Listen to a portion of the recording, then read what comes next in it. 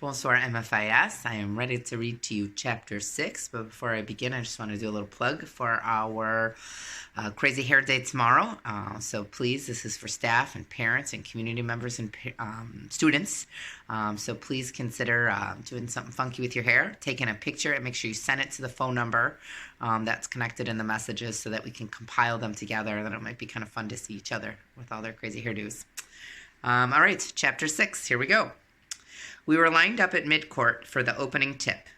The kid lined up across from me wasn't as tall as I was, but you never know what kind of spring somebody had until you saw them jump.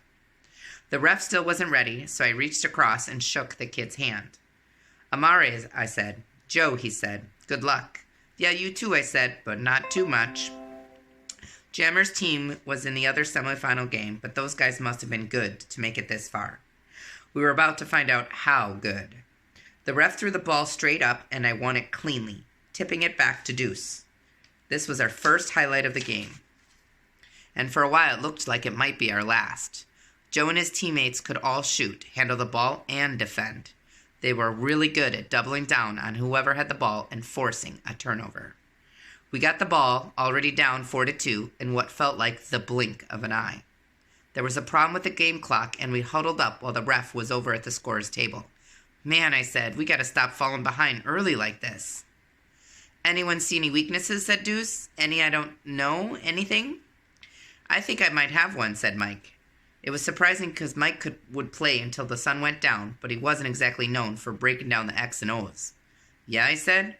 Well, the baseline is wide open, he said. It's something we'd worked on at practice. I guess he noticed because it was down low most of the time. All right, I said, let's run something. We broke the huddle with a plan in mind. We ran a little pick play along the baseline for Deuce because he was the fastest and the smallest. He squeezed through the space between Mike and the end line. He had to tiptoe to stay in bounds, but when he came out the other side, he was wide open. I was out by the free throw line to keep Joe too far away to help out, and in case Deuce needed to kick it out. He didn't. He laid it up and for the easy score. It felt good to run a play we'd practiced where we were all involved. It didn't last, though. They closed up the baseline on our own next possession, and Deuce's man blew by him on theirs. The first time he'd done that, I thought maybe it was a fluke, but nope, his guy was just faster than him. I hated that because speed was Deuce's thing. It was a big problem because he scored on him like 4 or 5 times. That's no joke when the game is to 11. And it made Deuce really want the ball. I understood. I mean, if a guy keeps scoring on you, you want to score back. It's like a pride thing, and you need to have some pride on the court. But if a guy is faster than you on offense, you can bet he'll be faster on defense too. He kept cutting Deuce off and slapping at the ball and everything else.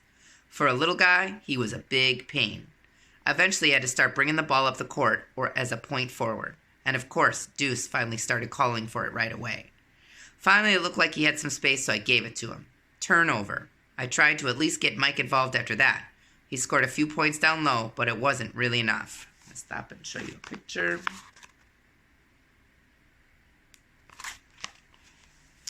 It was a struggle to keep my energy because I hadn't had any lunch.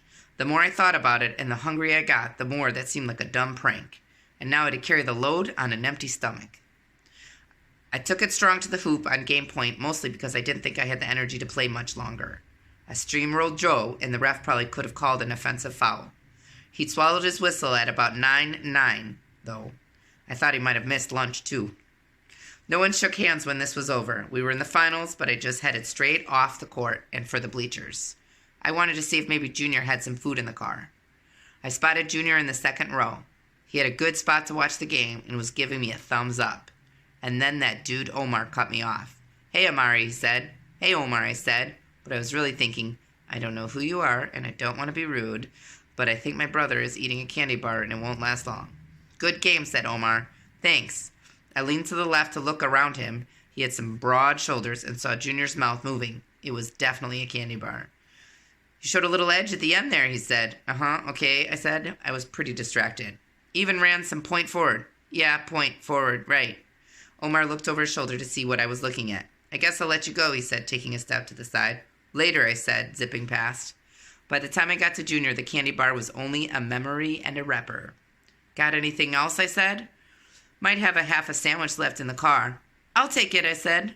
Junior dug in his pocket for his keys. As I reached out to grab them, he said, I saw you talking to Overtime. Pretty cool.